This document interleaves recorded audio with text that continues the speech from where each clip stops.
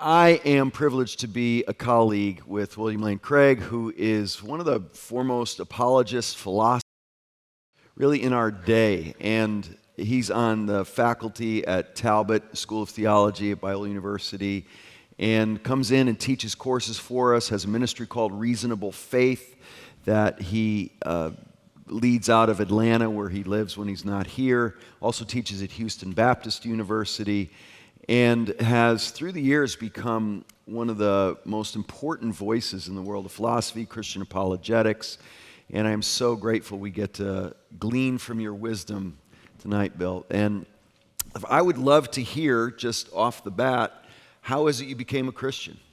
When I became a teenager, I began to ask what I call the big questions in life. Who am I? Why am I here?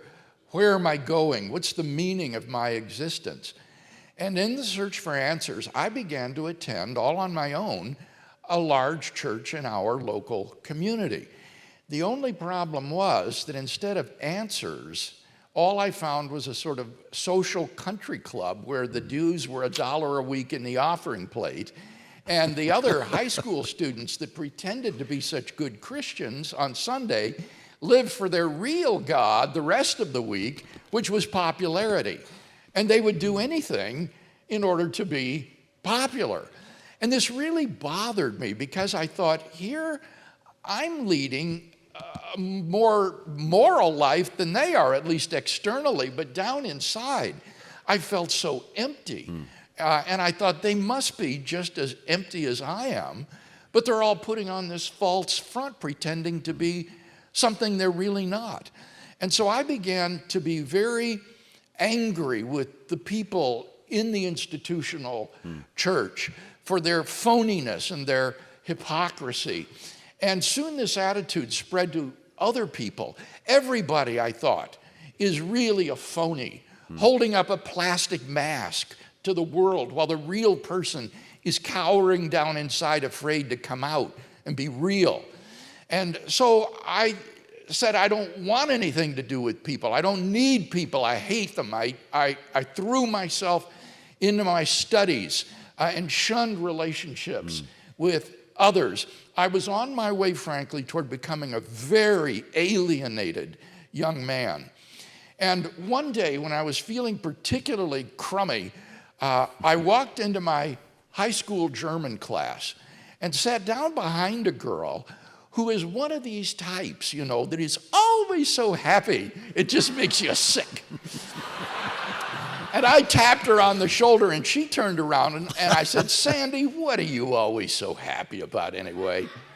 And she said, well, Bill, it's because I'm saved. And I said, you're what? And she said, I know Jesus Christ is my personal Savior. And I said, well, I go to church. And she said, that's not enough, Bill. You got to have him really living in your heart. And I said, well, what would he want to do a thing like that for? And she said, because he loves you, Bill. And that just hit me like a ton of bricks. Here I was so filled with hate and anger and bitterness inside. And she said there was someone who really loved me. And who was it but the God of the universe? And I just couldn't take it in. I went home that night and I found a New Testament that had been given to me by the Gideons in the 5th grade when they visited our grade school. And for the first time, I opened it and began to read the Gospels. And as I did so, I was absolutely captivated by the person of Jesus of Nazareth. Here was a wisdom that I had never encountered before. And there was an authenticity about this man's life that wasn't characteristic of those people in the local church I was attending who claimed to be his followers. And I realized then that I couldn't throw the baby out with the bathwater. Well, that commenced for me about a 6-month period of the most intense soul searching that I have ever been through in my entire life. I read the New Testament from cover to cover. I began to attend Christian meetings and read books. And what I learned was that the reason God seemed so unreal and distant to me was because I was a sinner, and therefore there was a separation between me and God. And therefore, I couldn't know his love or experience him in the way that I was created to. But I read in the New Testament that God sent his son into the world to die in my place so that my relationship with God could be healed and restored. Well, to make a long story short, after about 6 months of the most intense soul searching, I just came to the end of my rope. And one night I just cried out to God. And I cried out all of the anger and the bitterness and the hate that was in me.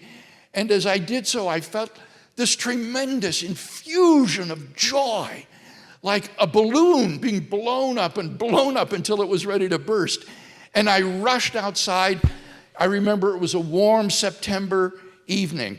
And as I looked up at the sky, I could see the Milky Way from horizon to horizon. And as I looked at the stars, I thought, God, I've come to know God. And that moment changed my whole life because I had thought enough about this during those 6 months to realize that if this were really the truth, if it were really the truth, then I could do nothing less than spend my entire life sharing this good news with mankind. And so for me, my call to vocational Christian service was simultaneous with my conversion experience. Oh, that's so encouraging. Well, I feel like we could all go home right now and this would all be worth it. That was so helpful. You know, Bill, I remember when I first got to know you and hear you, I was impressed by how holistic your approach to understanding the Christian faith is. And I think that was just beautifully demonstrated in your testimony. That some people think, well, he's a philosopher and an apologist, so everything for him boils down to well-reasoned syllogisms. But you certainly have this appreciation for the experiential component, the emotional component of the spiritual component, that you really do come to the Christian faith with a holistic view of human beings, of how we come to know a God who's personal. It's never just pure reason to you at all, is it? No, you're quite right, Erik. I think, as you say, we are whole human beings, and we need to approach God with all of those faculties, emotion, intellect, and will, and so forth. Sandy, you said her name Yeah, was? Sandy. Does Sandy know that her joy helped to lead to one of the foremost apologists in the world? Oh, yes, because the night that I came to Christ, when I got home, I called her on the phone and said, Sandy, I've been saved. Oh, my God. She was so rejoicing, told her parents. Interesting thing was that that was my junior year in high school. After 2 years, I went off to Wheaton College, and Sandy went to Illinois State University.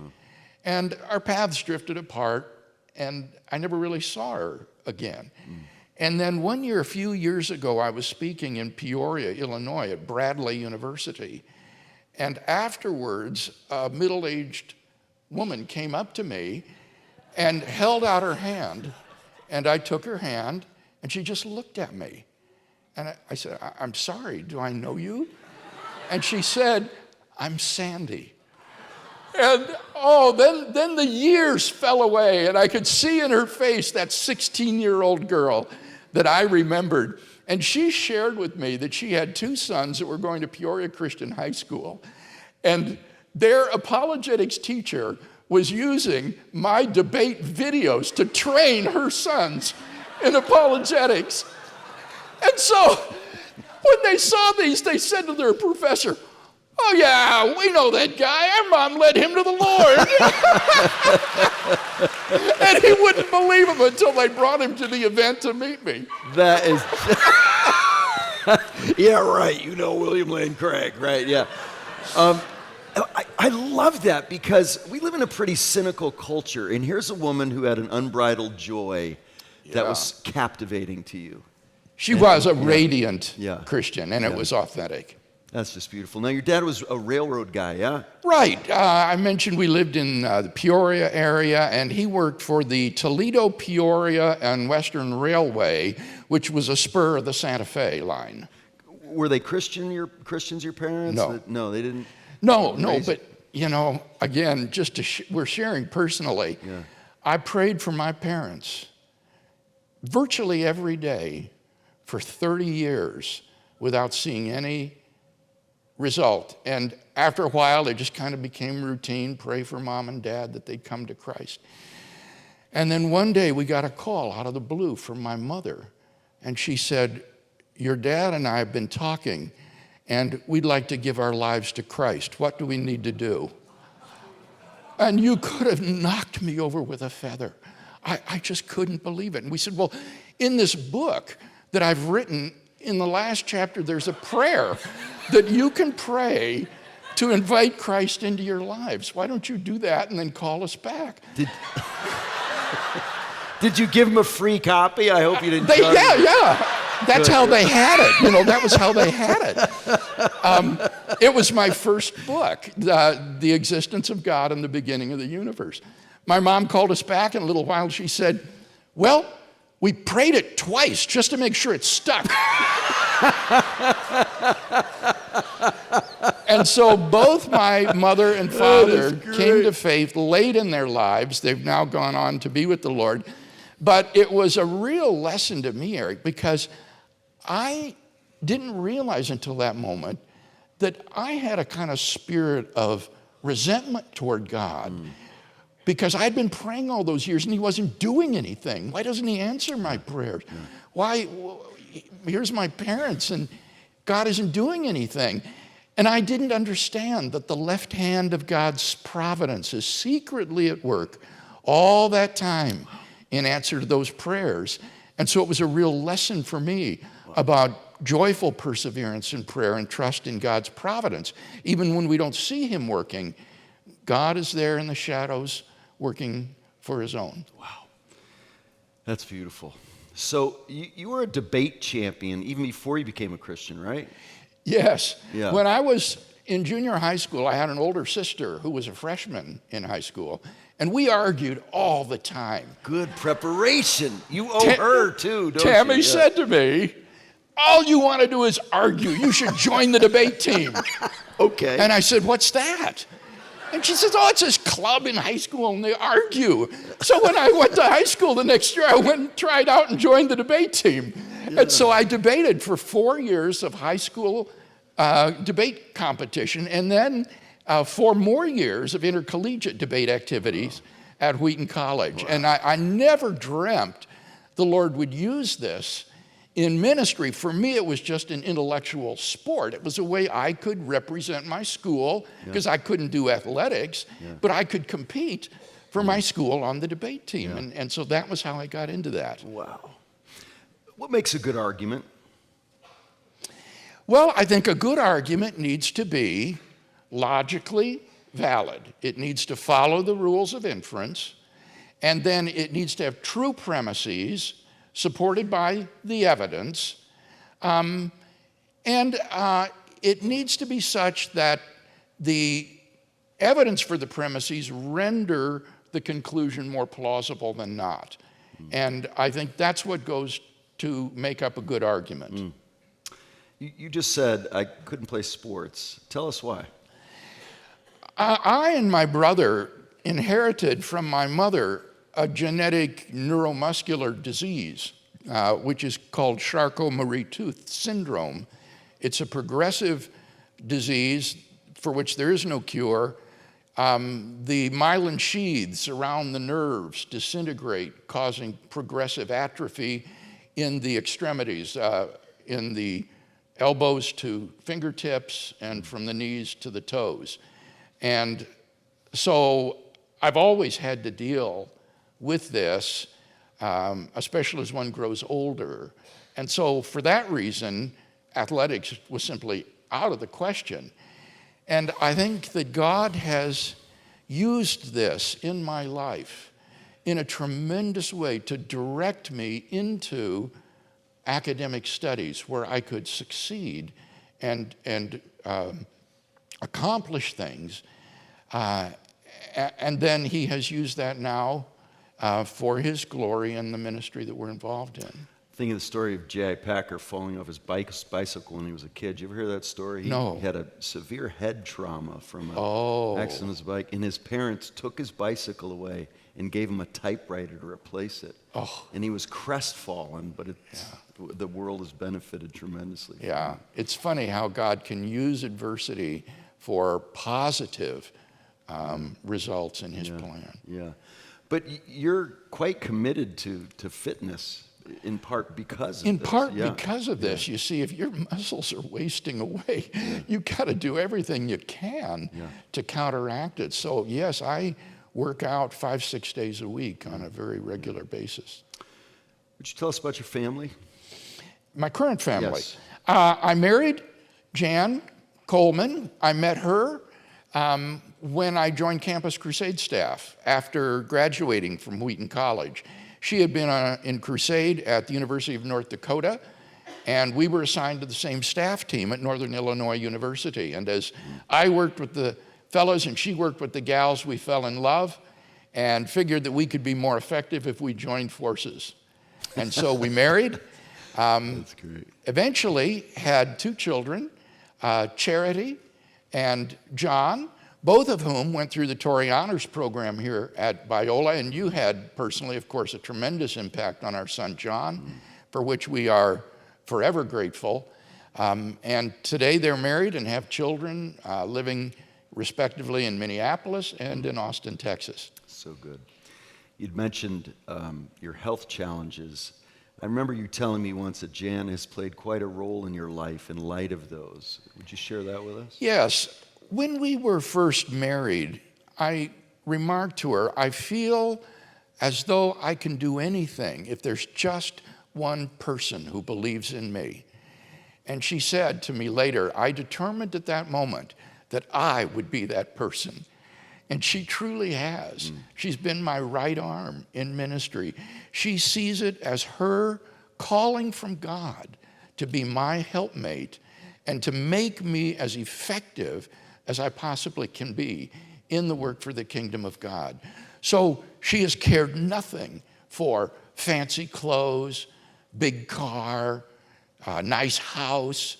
She's followed me all over the world in some of the most poor circumstances, and she has dedicated herself to helping me. She typed, because she's a secretary, my doctoral dissertation and master's theses, all of my books, all of my philosophical articles, all of my talks, and she's still working in ministry with me with reasonable faith. So she is an incredible person, and people who get to know her are invariably impressed.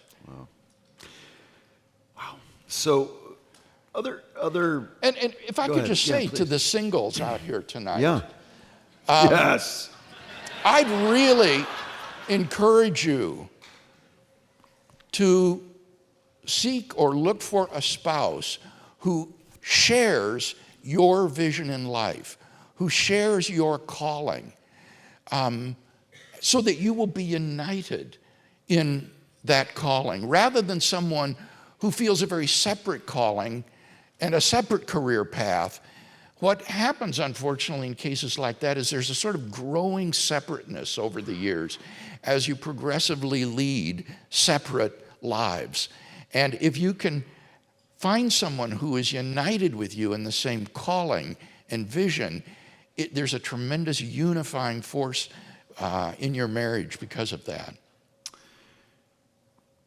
In light, you're an intense, driven, disciplined, focused person, the kind who tends to neglect his family. That hasn't been the case, has it? Well, you're right about the intensity and the drivenness, and I didn't come to realize this, Erik, until, several years after Jan and I had been married, and I went to a counselor. And he said he would give me counseling if I taught him apologetics. So it was a nice barter. Yeah. And what he helped me to see was that because of my neuromuscular disease, I had a kind of drivenness to compensate, to show people I really was somebody after all, that I really could do something even though I felt so inferior in my physical capacity. And this can be positive in that it can lead to great accomplishments, but it can be, as you say, destructive if it causes you to be so goal-oriented that you neglect personal relationships, especially with those that you love in your family. And so one of the things that I covenanted to do was to spend time with Jan and put aside sacred time that would be her time and would be inviolate. And I would not work during those times. And we've continued to do that to this very day, to prioritize those family relationships even over ministry calling. Right. Other influential people in your life, in addition to your wife? I think for someone like myself, people who have influenced me intellectually have been major influences. And certainly one of the greatest there would be Stuart Hackett, who was my philosophy teacher at Wheaton, and then who wrote the book, The Resurrection of Theism, which I only read after graduating from Wheaton.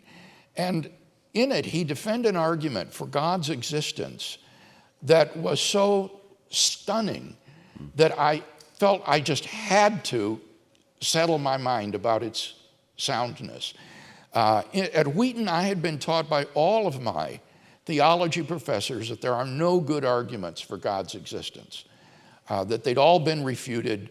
All we had at that time was a kind of Francis Schaeffer apologetic, a sort of negative apologetic, that if Christianity is false, then life is meaningless and literature, music, art, culture goes down the drain.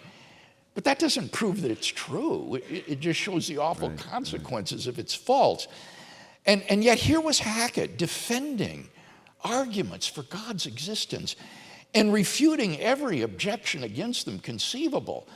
And so when I eventually went on to do doctoral work in philosophy, I wrote my doctoral dissertation on that argument. And out of that came 3 books, and an argument which I have continued to use right up to the present day on university campuses in evangelistic speaking.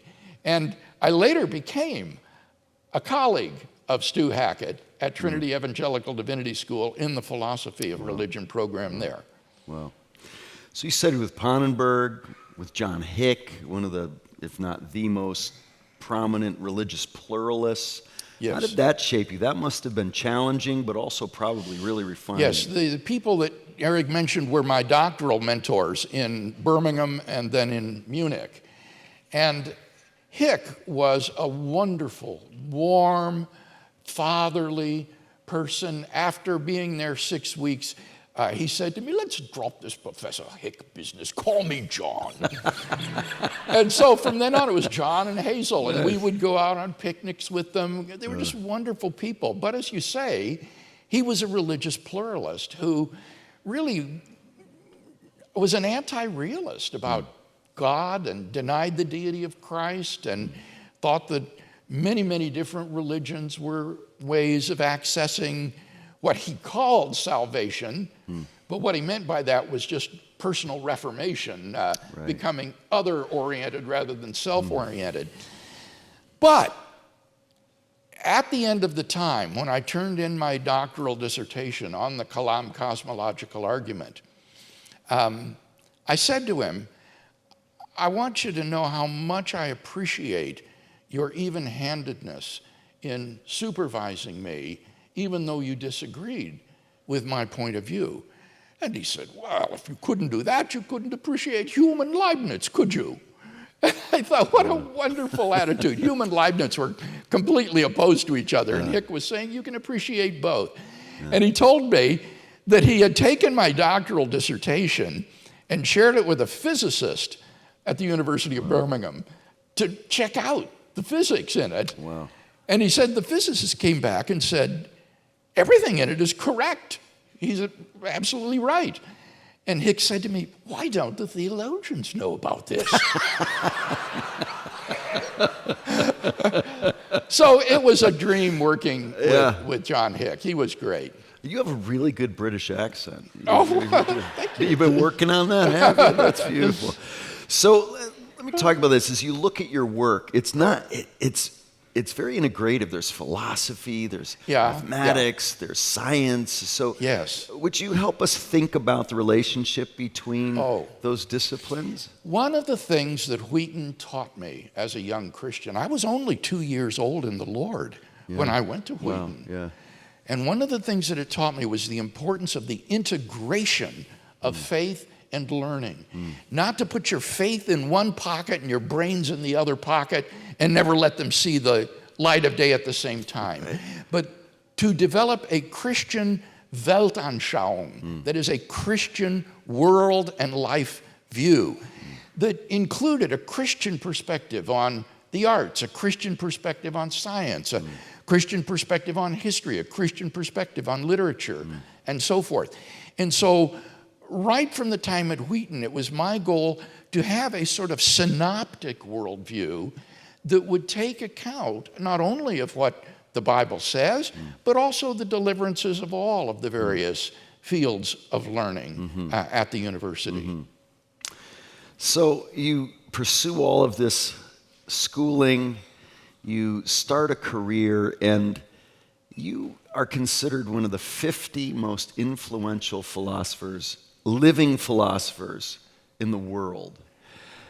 So the kid from That Peoria... being said, that doesn't mean one of the 50 best. Right? Just influential. If you've got YouTube channels and websites, things like that. I suppose, but I bet you're pretty good. And so, so the kid from Peoria has had quite an impact. How does it make you feel? It's been a ride. Jan said that after she married me, she felt like someone had thrown her into a rushing torrent. And she's just struggling to keep her head above water as we go together. And it has been an adventure, Erik. My life has been an adventure in so many things that God has enabled us to do, the places we've been, spoken around the world, the books that I've written, the things that I've been able to study. It's been an intellectual adventure as well as an adventure just in living. So we are having a blast. So how do you stay humble in light of how highly regarded you are? One of the things that I discovered was that the more I learn, the more ignorant I feel. Because the more you learn, the more you realize what a tiny fraction of knowledge this represents.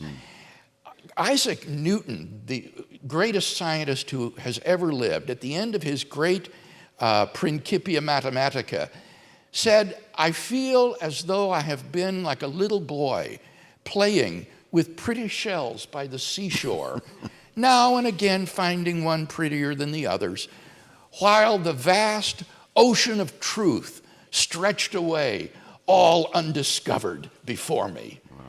And I thought, oh, yes, that is exactly the way I feel as well.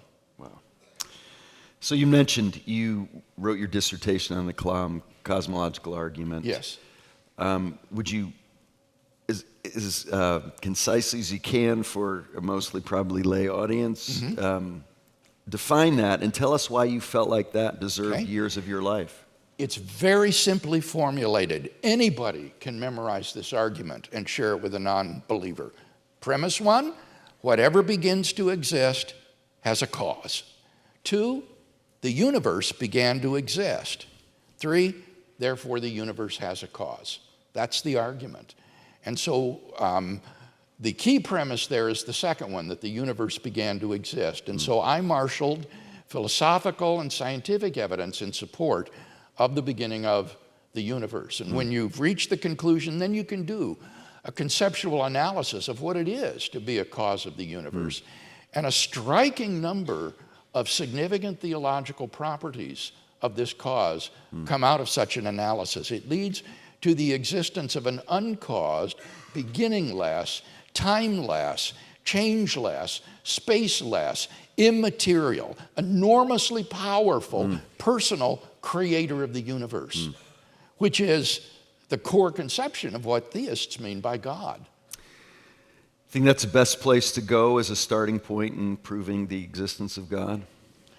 Do you mean what other argument might one use to back no, up? Do you think that's the best place to start? Oh, you know, it's my favorite argument. I find it so intuitive, so persuasive. It's my favorite. But I have to confess that it's not necessarily the most effective.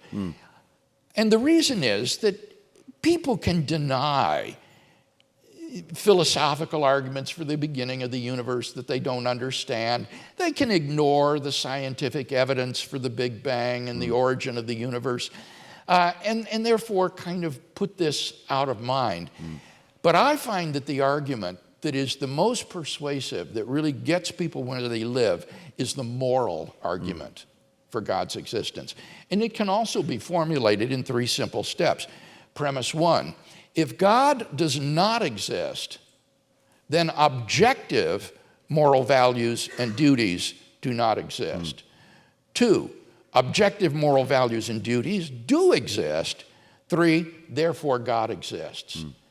And this argument, I think, is so powerful because you cannot escape answering whether or not you think those premises are true. Every day you wake up, you answer by how you treat other people, whether or not you think they have objective and intrinsic moral worth, or are mere things to be used by you in your selfish pursuits. Right. Lewis begins Mere Christianity with the moral argument in such a persuasive way. Why do you believe in the resurrection? I did my doctoral work on the resurrection of Jesus under Wolfhard Pannenberg at the University of Munich. When we were finishing up in Birmingham under Hicks, Jan said to me, well, what would you really like to do next? And I said, well, I'd really like to go to Germany and study with Wolfhard Pannenberg on the resurrection of Jesus. And she said that just lit a fire under her. Unknown to me, she went to the university library the next day and began to search for grants to study at German universities. Wow. And she found this thing called the Alexander von Humboldt Foundation. And when I came home then the next day, she presented this to me and said, this is what you've got to apply for. It was a fellowship set up by the West German government to bring foreign scientists and scholars in other fields to do research in German laboratories and universities. And most of these men were physicists and chemists and molecular biologists, but it said it was open in any field. So I applied in the field of theology and proposed as my research proposal an investigation of the historicity of the resurrection of Jesus. And then we began to pray night and day for this.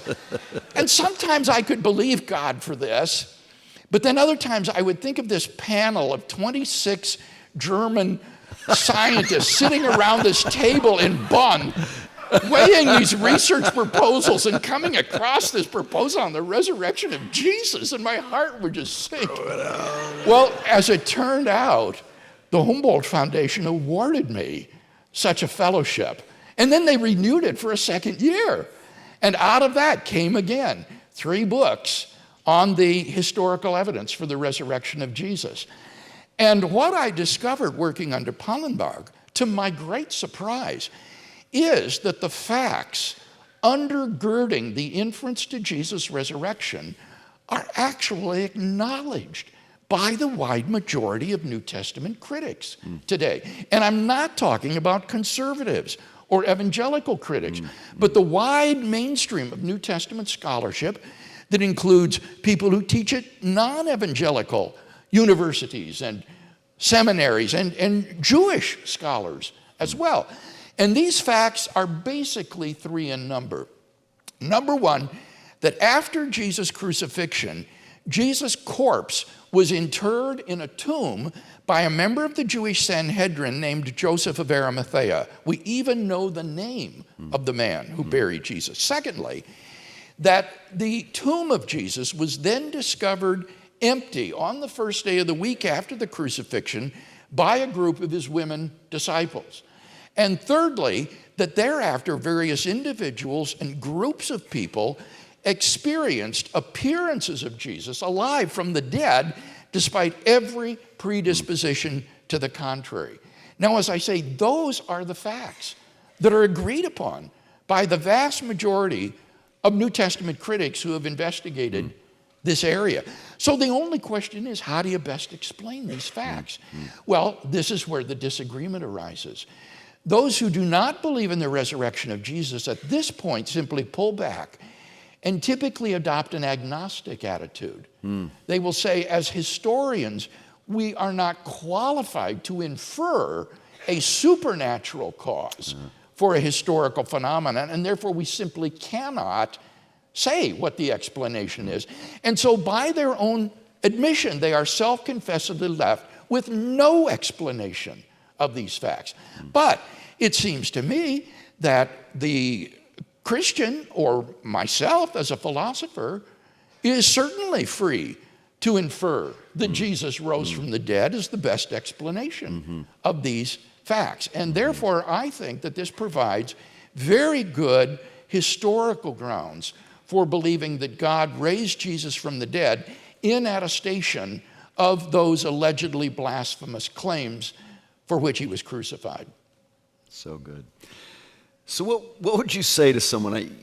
I'm increasingly hearing things, even from Christian leaders, who say things like, whether or not Jesus' bones are found in Jerusalem somewhere really doesn't matter because it's my faith. My faith is what matters, and my faith wouldn't be disproven by anything like that.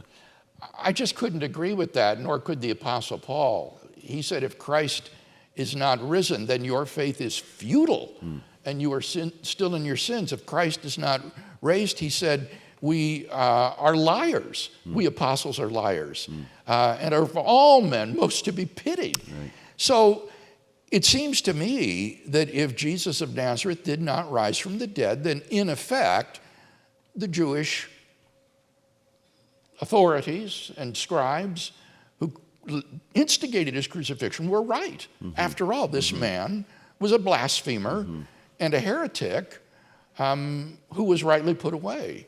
Right. And if he did rise from the dead, it's a complete game changer for everything. Yes, exactly, because this would be God's unequivocal and public vindication of the man whom the Jewish authorities had rejected as a blasphemer.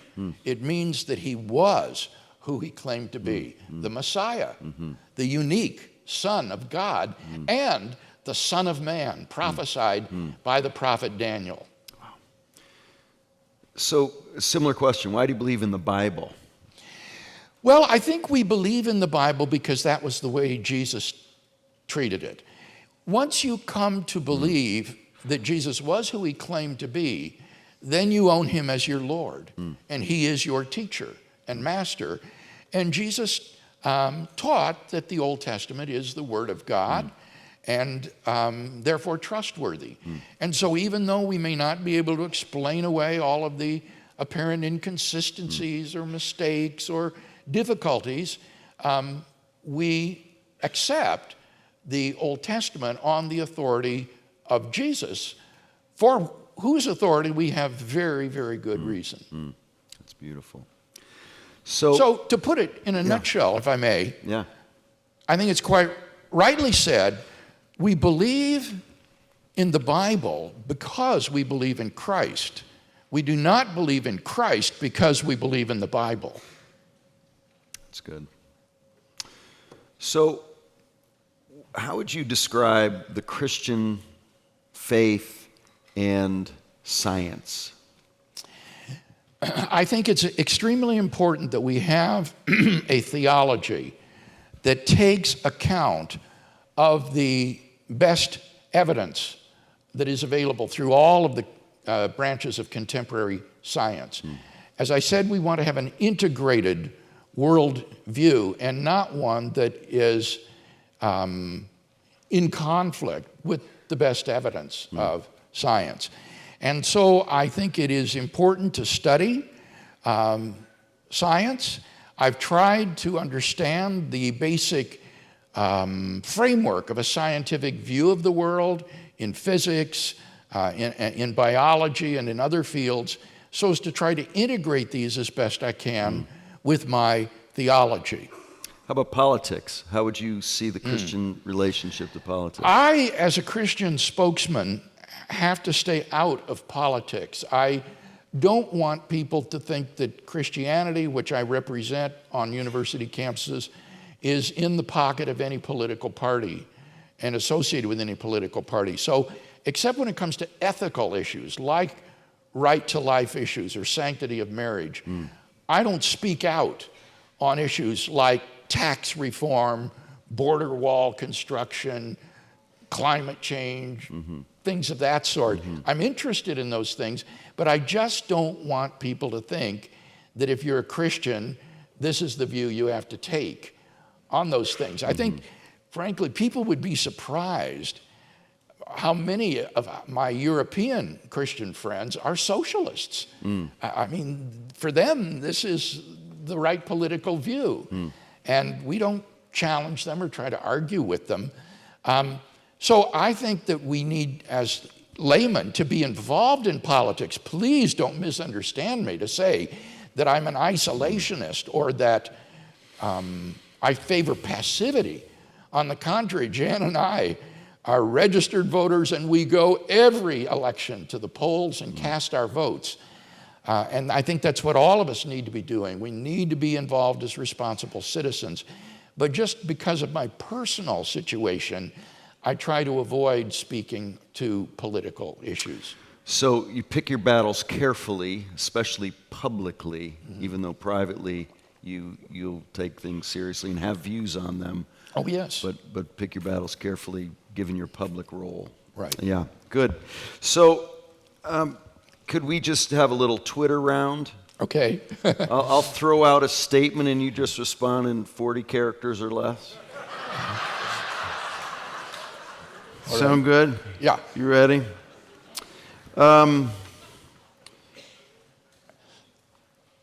Why would a good and all-powerful God allow evil?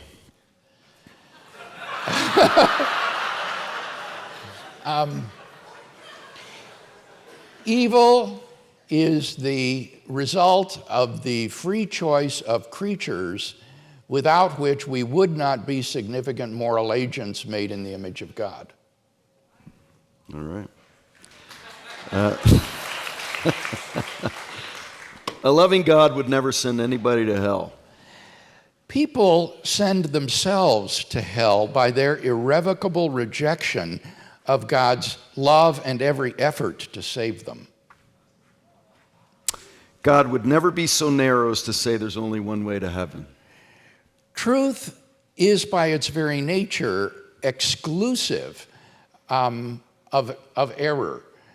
And given the universality of sin and the uniqueness of Christ's sinless atoning death, it follows logically that there is no other way of salvation than Jesus Christ. Good. Beautiful. Christianity oppresses women. That's just historically not true. Wherever Christianity has gone throughout the world on the mission field, it elevates the status of women. It has been tremendously beneficial in elevating women in the societies that it's touched.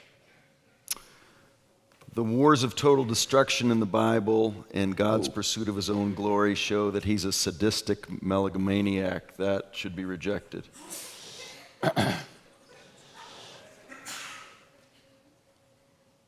The fact that God would not destroy Sodom and Gomorrah as long as there were even 10 people in it shows that he is a merciful and loving God. And his judgment upon the Canaanites was his just retribution upon them for gross sin.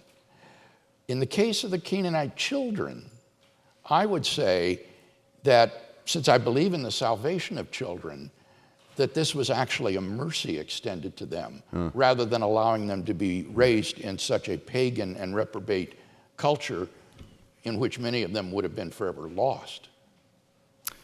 Religion is the cause of more evil than anything else in history. Yeah, again, that's just historically not true. If you look at How many people have died through the wars of religion, the Inquisition, the Crusades? It is trivial in comparison with the lives that have been lost through Soviet Marxism and Chinese communism and other tyrants. Millions and millions of lives have been lost through these atheistic ideologies. That's just beautiful. Thank you. What are your greatest concerns for the church in the United States? That's a hard one. I guess I would say I'm concerned that the church is too insular. That is to say, it lives in its own bubble and subculture and doesn't penetrate as effectively as it needs to do our American culture as a whole. With the collapse of the mainline denominations since the 1950s, Christianity has lost its cultural influence in the United States, and we evangelicals are struggling to take the place of those mainline churches that have collapsed. And I worry that we are not as effective as we need to be in leavening our culture for the gospel, being salt and light in a dark and flavorless world. Just to give one example, look at the number of Catholics that have been appointed to the U.S. Supreme Court, and yet not a single evangelical. Why not? Where are our judges and lawyers that would qualify for a Supreme Court justiceship? We're not being as effective as we need to do in penetrating culture. So what should change? What do you think's behind that lack of penetration? Well, I think part of it is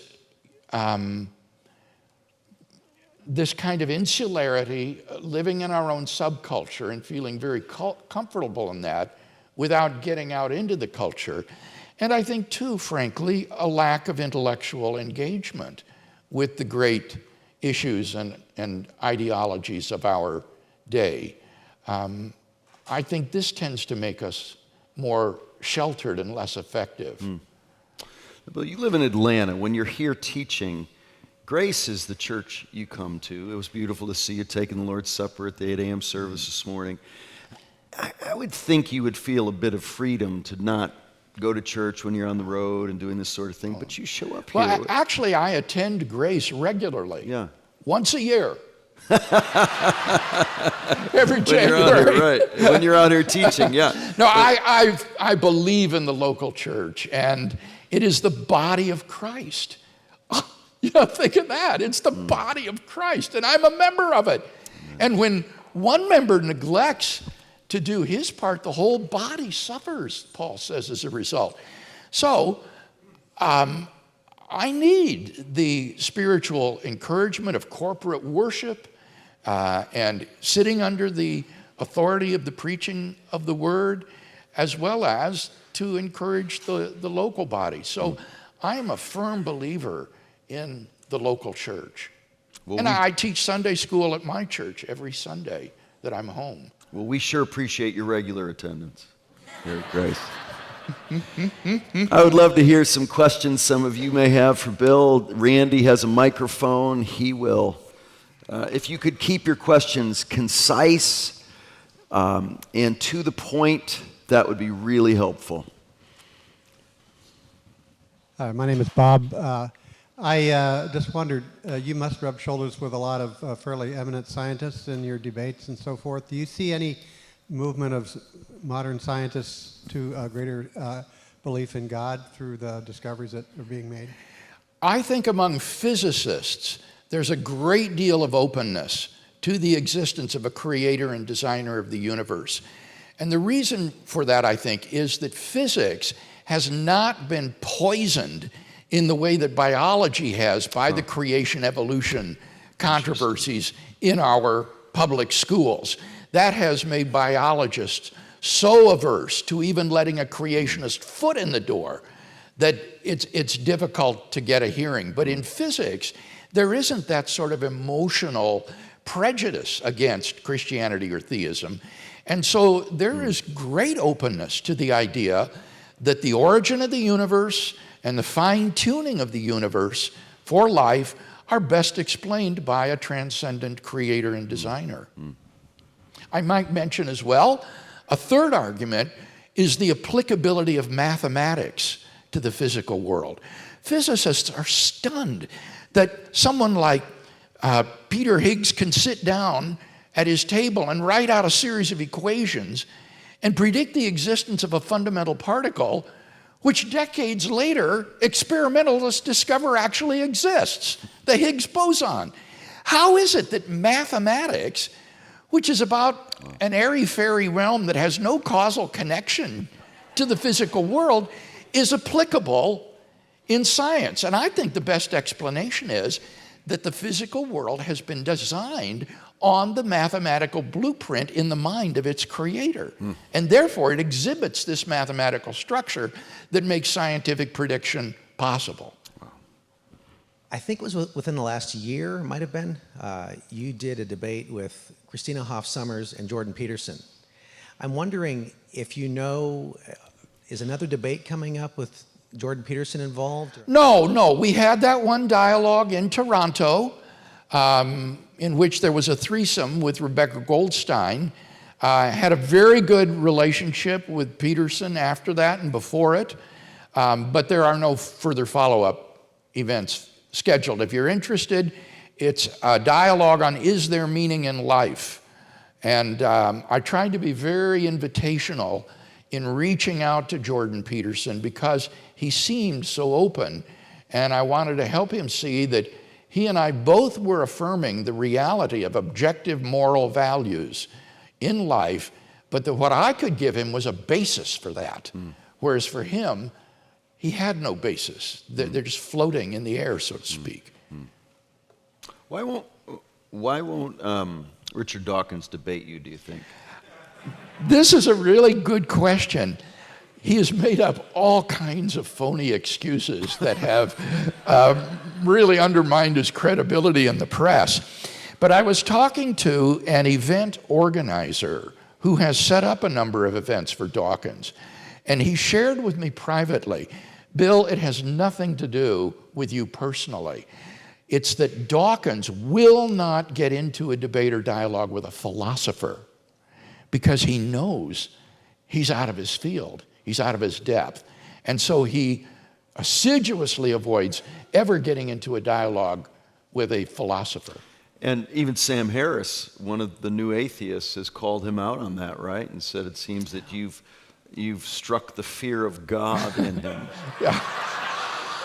Yeah, there have been any number. Daniel Kame, again, a British philosopher, wrote a public editorial denouncing Dawkins for his excuses, the phony excuses he was offering rather than participating in this. So when I spoke in Oxford University at the Sheldonian Theater, it was billed as a debate with Richard Dawkins.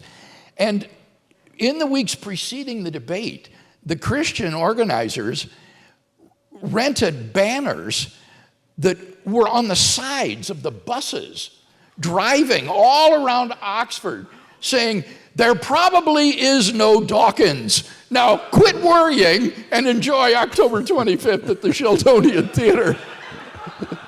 And we had a chair for Dawkins right up to the last minute, waiting for him to show up, and of course, he didn't. So we had great fun. Please tell me you left the chair just vacant during the whole event. Oh, yeah. You did? Oh, that's good. With his name tag on it.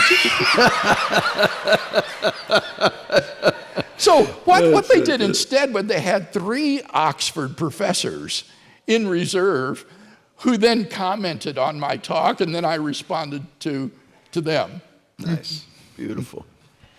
Hi, there's a lot of students in the audience tonight, and I'm just wondering, junior high students, high school students, if you have any advice, they're the future generation of Christians, any advice about how they should value education or, anything that you would say to that young group of students? How should they should value education? Yeah.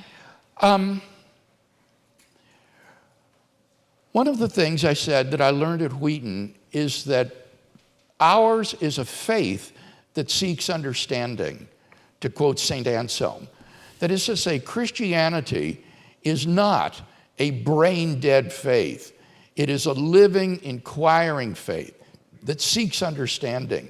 And so I would encourage those of you who are still in school to put yourself in the way of learning and seek to go as far as you can in your field of expertise, insofar as God is calling you to do that. I have found that my studies have made my worship of God more profound and more rich as I learn more and more about this incredible universe that He's made and His manifestations in it.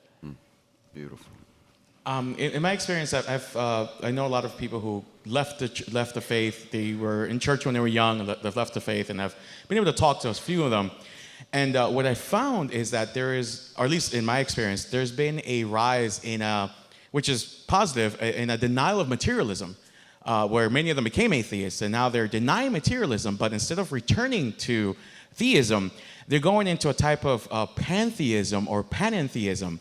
And not because of the Eastern religions, though, but because of certain interpretations of quantum physics, their Serber effect and things like that. And they say there must be a mind behind all these things. But instead of returning to, well, God, they're turning to this kind of pantheistic view. And maybe you could speak on how you can engage with that. I can't speak to the mind-body questions that are raised here because that's not my area of specialization.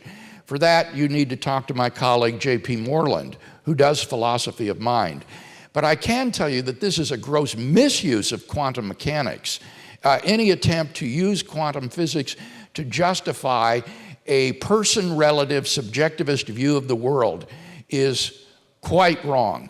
The fact is that there are at least 10 different physical interpretations of the mathematical equations of quantum mechanics, and some of these are just as deterministic as Newtonian mechanics. The subjective relativistic view is just one possible interpretation, and there's no evidence that it's the right one, that it's in its favor. The fact is that scientists really don't know what the correct physical interpretation of quantum mechanics is. They know to do the equations, you run the numbers, you get the results and predictions. But as Richard Feynman says, if anybody tells you that he understands quantum mechanics, then you know that he's lying. Hi, I heard you actually answer this question on YouTube some years ago, and I think you're the only one that actually answered it in a public setting. So I want to kind of hear a little bit more on it. In terms of how do you respond to people that say, what happened to the people who died before Christ, or in regions of the world where Christ didn't come until later on? Okay, I had to give a Twitter type answer to this question that Erik posed. And what I said was that given the universality of sin and the uniqueness of Christ's sinlessness and atoning death, it follows logically that there is no other way of salvation outside of Christ. But that doesn't imply that the only way to access that salvation is through explicit faith in Christ. People who lived during the time of Abraham had never heard of Jesus Christ, but they believed in the revelation that God had given to them, and the benefits of Christ's atoning blood were applied to them even though they had no conscious knowledge of Christ. So it would be as though you had a rich uncle who left you an inheritance in his will that you had never heard of before. And you suddenly discover that you are named in his will and are heir of his will, even though you never knew that he existed. Some of these Old Testament people will probably be like that when they get to heaven and meet Christ, because they were trusting in the revelation that they had, but ultimately their salvation is won through the atoning death of Christ. I'm Kristen, and my question is, how does apologetics fit into sharing the gospel, or do you think it's an effective way of sharing the gospel with non-believers? I would never lead with apologetics in evangelism. One of the things that we were taught on Campus Crusade staff is to first share the gospel with someone, and then you can deal with questions or objections that they might have. So if you say to someone, God loves you and has a wonderful plan for your life, and he says he doesn't believe in God, don't get bogged down at that point in trying to prove the existence of God to him. Rather say, that's a great question. Maybe we can come back to that after I've shared with you what the Bible has to say. But right now, I'm just trying to share with you what the Bible says. I'm not trying to prove that what it says is true.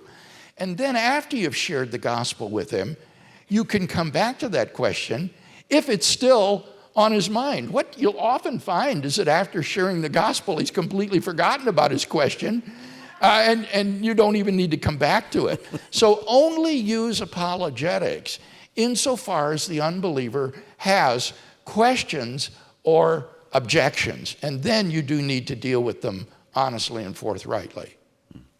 When you debated Christopher Hitchens, there was a statement you made, I think it went along the lines of, you don't necessarily judge the truth or falsity of a worldview based on the practical good that comes out of it. And I was curious if you could expand on that in light of Jesus' statement on judging a tree by its fruit. Well, I think he's talking there about people's personal lives. But just because a worldview has positive social benefits, it doesn't seem to me that it follows that it's true. And similarly, if a worldview has negative impact on society, it doesn't follow that it's false. And a great example or illustration of this would be Einstein's theories of relativity. As a result of the special and general theories of relativity, people in our culture thought that Einstein had shown that everything is relative. And they confused relativity with relativism. And so the social impact of relativity theory has been to help augment moral relativism in our culture. But that doesn't do anything to show that the general and special theories of relativity are false. These are good, true scientific theories, even though they had some unfortunate social consequences. And similarly, there could be some very positive social consequences coming out of views that are false. So you can't judge the truth or falsity of a worldview simply by the way it impacts society or culture. What is the main reason, like, that atheists like Sam Harris and Christopher Hitchens, what is the number one reason like atheists resist God? I'm not sure I can answer that question. I can only respond to the arguments as they present them in the debates. But I suspect that there's a deep personal animosity on the part of some of these folks to the person of God that leads them to reject him. But I try not to talk about those psychological aspects. I just deal with the arguments as they're given. But Hitchens, as those of you have seen the debate, had very few arguments. He was just a master of rhetoric and purple prose, comparing God to a North Korean dictator and things of that sort. But there was very, very little substance in what he had to say.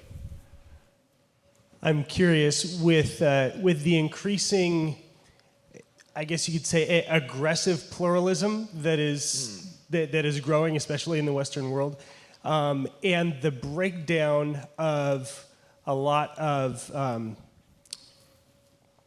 civil discussion. Do you see this as an opportunity for evangelicals?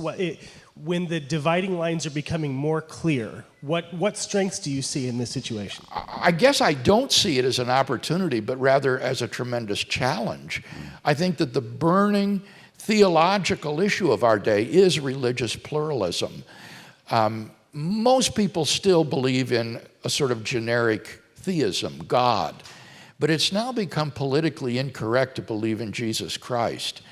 And so we need to have a robust apologetic for dealing with the challenge of religious pluralism. And I've written extensively on this. A popular treatment will be found in the last chapter of my book, On Guard, where I consider the most important arguments for religious pluralism and then provide what I take to be a very honest wrestling with the question and a defense of the exclusivity of salvation through Christ alone. You know, let me pick up where Chuck was just taking us. So you've been doing apologetics for 40 years, right? Pretty much. And what are the main ways it's changed since then? It would seem to me things have shifted in a way where people seem to just care less about a good argument. And if it's meaningful to me now becomes even more important than a good argument. Has that been a big change? I think that our culture as a whole has been kind of dumbed down. I do think that's very true.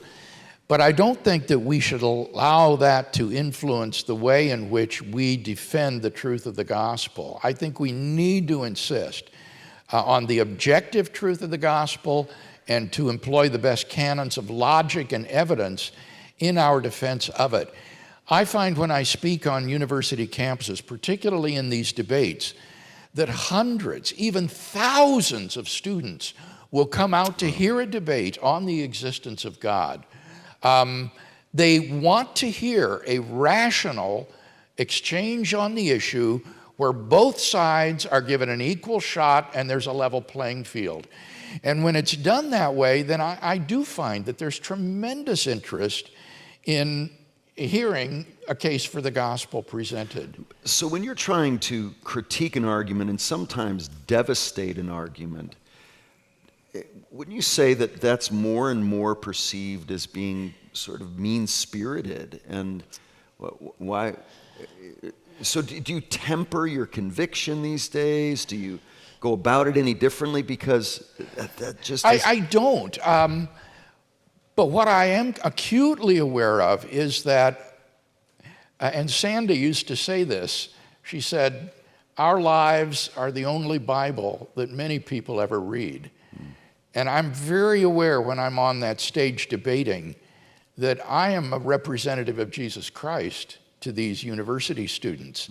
And therefore, it is critical that I not lose my temper, become defensive, attack my opponent personally, that I always exhibit charity and grace and gentlemanly behavior. I want very badly to be a Christian gentleman.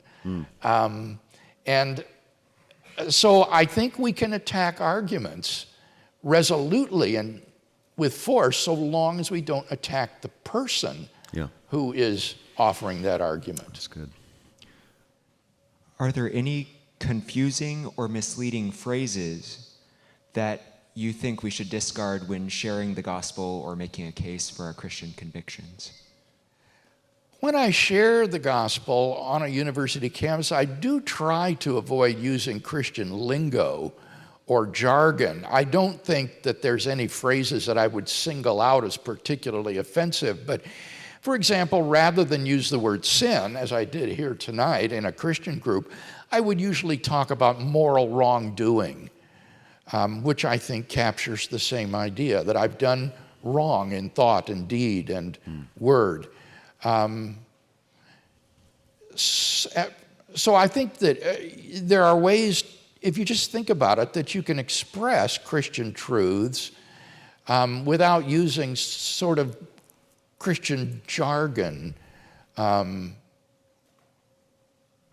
that's what I try to do as best I can. Beyond that, I don't have anything specific.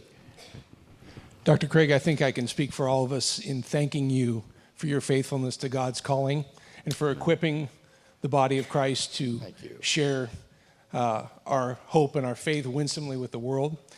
And I guess my question for you would be, in light of, it seems like the culture is changing very fast right now, and it's being manifested in the universities particularly. I guess my question for you would be, you've talked about philosophy and philosophy departments as a beachhead to perhaps re-engage with the university and re-engage with the culture. And I guess I would just ask you, how do you see that project as going right now in light of so much going on there? What our brother is referring to is a renaissance of Christian philosophy that's been going on over the last half century or four. So, back in the 1940s and 50s, there were virtually no Christian philosophers visible in the United States. And books written by Christians in philosophy were virtually non-existent. Same with apologetics. All you had maybe was Cornelius Van Til and Gordon Clark back in those days. And today we are awash in apologetic materials and ministries and literature and videos and so forth. And I think this awakening among the grassroots in the churches of Christian apologetics is part of the fruit of this renaissance in Christian philosophy as it trickles down out of the ivory tower into the pews, so to speak. And this is ongoing. I am very encouraged. I see a new generation of young Christian philosophers coming up through graduate school to take the place of the older philosophers that are retiring. Alvin Plantinga said a few years ago that he thought that the number of Christians among graduate students in philosophy was 50% greater than the number of Christian philosophers that there are today. Now, if that's even close to true, that holds great promise to the future. Now, to get back to a question that was asked earlier, I want to connect with the collapse of the mainline denominations in the United States, like the Episcopalian Church, the Catholic Church, Presbyterian Church, and so forth, what has happened is that Christianity has lost its cultural influence in the United States. And more the middle ground is emptying out. We're becoming more and more polarized. You're either a secularist or you're an evangelical Christian. But that middle ground of nominal mainline Christians is rapidly emptying out in our culture. What that means is that if our culture is not to go down the drain, we have got, as evangelicals, to win back that lost ground that the mainline denominations have lost. We have got to beat the secularists at their own game. We have got to be better scientists, better philosophers, better thinkers than them. We need to be involved in politics and in entertainment and in sports and all the rest. I just so long to see a revival in this country where evangelical Christianity will grow and begin to assume a position of cultural influence that was once held by these mainline denominations back in the 1950s.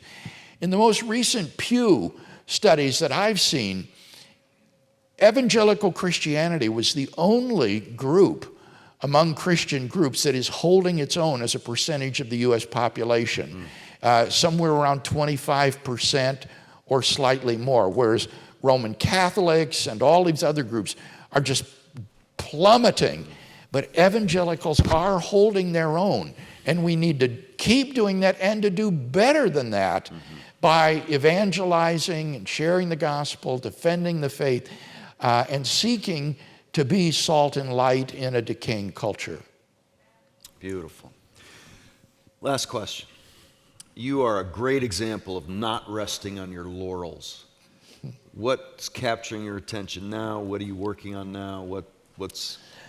I have just completed a 2-year study of the doctrine of the atonement. For many years, I have been very dissatisfied with the treatments on the atonement by contemporary theologians and Christian philosophers. I longed for someone to step up to the plate and offer a robust, philosophically coherent defense of the Reformation doctrine of the atonement of Christ. And no one was doing it. And with the 500th anniversary of the Protestant Reformation, it seemed to me that this need was especially urgent. And so I decided I would take it on myself. And the results of this study have been unexpectedly rich. I thought I understood the doctrine of the atonement. I'd taught on it, but I had no idea of the depths of riches that there are in the doctrine of Christ's vicarious penal substitution for our sins. And so I am currently teaching a class right now at Talbot School of Theology on the doctrine of the atonement in the philosophy department. Beautiful. Because we philosophers are going to be helping the church in this area, I believe. So what have you contributed that was missing, would you say?